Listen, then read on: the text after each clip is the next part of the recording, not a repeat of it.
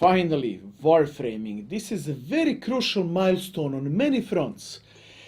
With the wireframing phase, we're going to start working on the functional specification and technical requirements, final stages of starting the build of the product, finalizing the concepting phase. And wireframes can be used for presentations, pitches, getting an investment, start thinking about marketing, it initiates everything.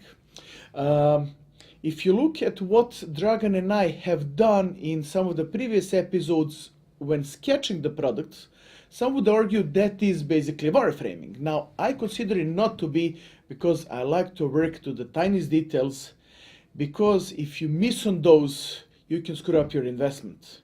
So how come is that? Stay tuned, I'm going to talk about it.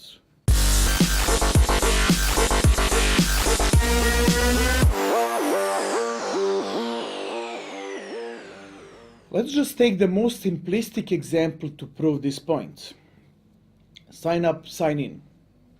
Most of the apps simply must have this. Apps, digital products, whatever. Here are the details. It can be as simple as you ask user to enter an email address, enter password, validate, they sign up, and they're straight inside the app. Very simple, very straightforward. Now, it can be more complicated. Is it important for users to validate their email address? First, at entry in the form, same with the password, which makes form more complex, so you need to put in wireframes. Do you need to collect more data? Do you need username? Do you need date of birth? Do you need anything like that?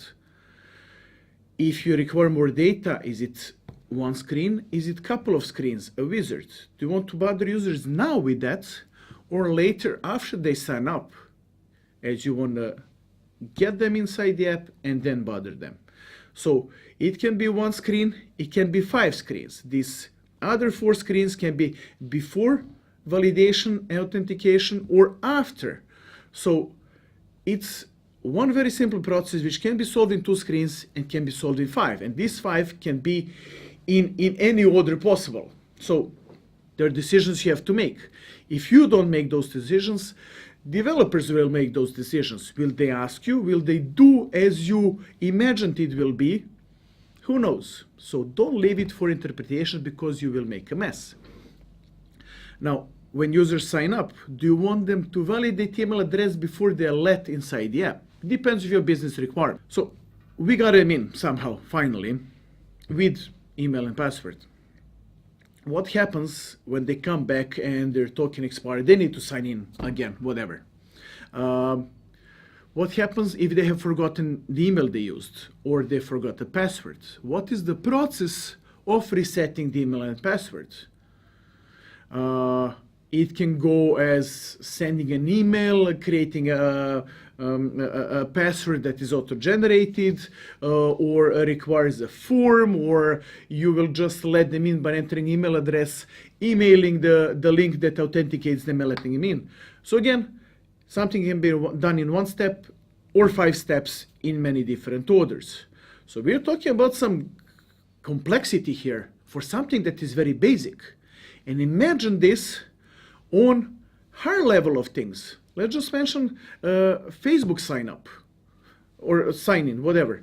Users would come in, click on authenticate button. You need to ask them for some permissions. Which permissions? What do you need? Why do you need it? What do you do with that data? Do you use it to display it on the screens during the sign up process? Would you require some additional data once they authenticate with the social network? So I hope you're getting the importance of putting things on paper visually and later writing down functional specification, technical requirements, whatever. But if you leave it at just 1 screen, 2 screens, when it can be 10, you're making a lot of mess. You're making a complexity, you're leaving out on details. And imagine doing that on something much more complex that is the core of your products. Now, only on sign up, you can have complexity of 1 and complexity of 10 on something very obvious. If you do that on something that is core functionality of your product, it's not anymore talk about is it 5 days or 50 days. Is it 100 days or 1,000 days? So we are talking about cost that can be 10K or 100K. So put all things in the wireframes. These wireframes will have to be done in collaboration with the product owner, yourself. If you're doing it all together, perfect. But if it does require technical attention and you don't have it, you need some technical guys with you working on the wireframes, because some functionality will depend on technology implementation. This is a very simple explanation of how you protect your investment. You protect it by specifying exactly what is being done and how it works, because you're the mastermind behind the product and you need to define exactly how you want it to work. You're the product owner. Now, you might be a designer as well, you might be a techie as well. If you're not all of the three, get the team that will assist you in fulfilling all the requirements of the wireframes. By doing that, you will initiate the process for preparation of functional specification and the technical requirements, and you will certainly protect your investment. You protect it by exactly specifying to the tiniest details what is being done, as without those, you can't know how much time and money it will take you to deliver the product. And if you don't know that ahead of time, you're compromising the delivery of the product and therefore your business and therefore the investment. So if you exactly know what is being delivered, you can exactly know how much it will cost, and you will exactly know how much time it takes to deliver because you have specified everything. So be wise, do all this because you're in control of your investment. Your product cannot fail because you haven't done that. That's why I'm saying do everything that is important to the tiniest details. Please, for your own sake. Thank you. Hey guys, I really hope I brought you value with this episode of the Digital Product Concepting and Innovation. Go ahead, subscribe, share this, pass it on, and let me know what you think.